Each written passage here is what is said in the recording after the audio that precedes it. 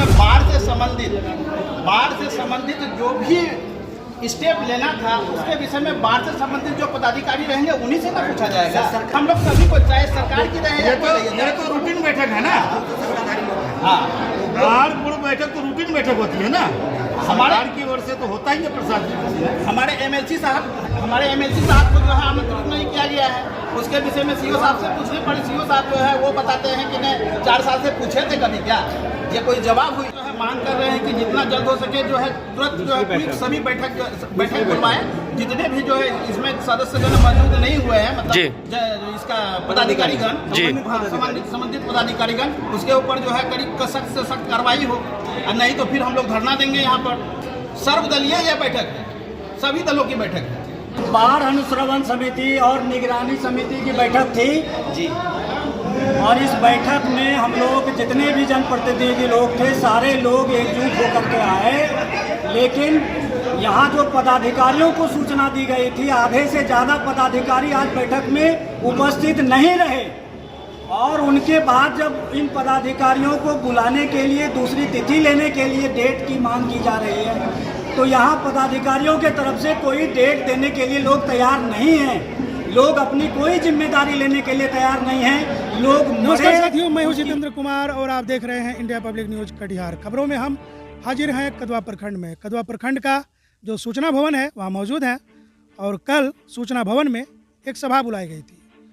बाढ़ अनुश्रवण समिति यानी कि आपदा प्रबंधक को लेकर एक मीटिंग बुलाई गई थी, जो कि 15 जून के लगभग यह मीटिंग प्रत्येक वर्ष बुलाई जाती है, जिसमें कि तमाम पदाधिकारी एवं तमाम समाज सेवी सभी मौजूद रहते हैं, और बाढ़ की समस्याओं पर जो है यहाँ जो है सवाल जवाब होता है।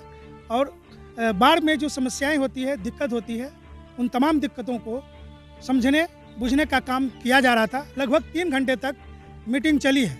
सूत्रों के हवाले से जानकारी मिली कि 3 घंटे तक मीटिंग चली, और इस मीटिंग में जो है कि कई सवाल जवाब भी चला।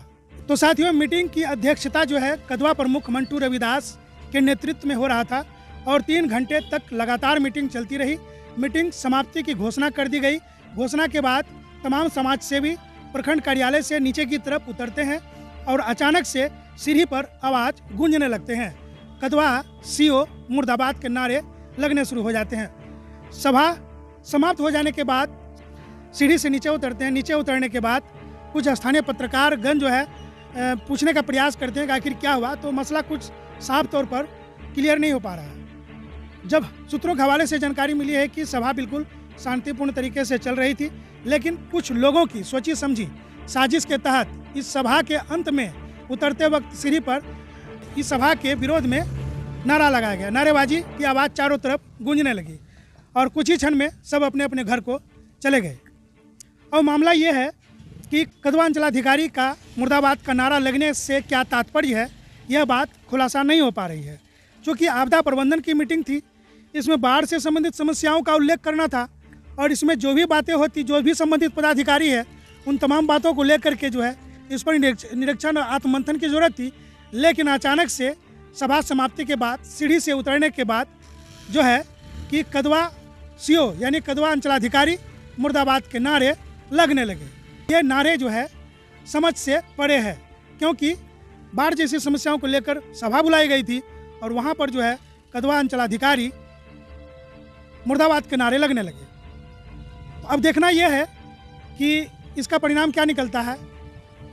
कुछ समाज सेवी का कहना था कि दूसरी तारीख का निर्णय कर लिया जाए, ताकि दूसरी सभा हो जिसमें कि सभी पदाधिकारी उपस्थित हों। इस सभा में कुछ पदाधिकारी उपस्थित नहीं है, जिस कारण से समाज सेवी नाराज चल रहे थे, और इस दौरान कुछ समाज सेवी असंतोष जाहिर करते हुए कहा कि आपदा प्रबंधन की जो बैठक है दूसरी तारीख दी जानी चाहिए। लेकिन सूत्रों के हवाले से जानकारी मिली है कि मीटिंग संपन्न हो गई है। तो बने रहिए हमारे साथ, देखते रहिए हमारी खास रिपोर्ट। मैं हूँ जितेंद्र कुमार, कटिहार, बिहार के लिए। तो समाज सेवियों ने क्या कहा, सूत्रों के हवाले से क्या जानकारी मिली है, इन तमाम बातों को लेकर हम हाजिर हुए हैं। आप इस खबर को देखिए और कमेंट करिए कि आखिर होना क्या था और क्या हो गया। धन्यवाद।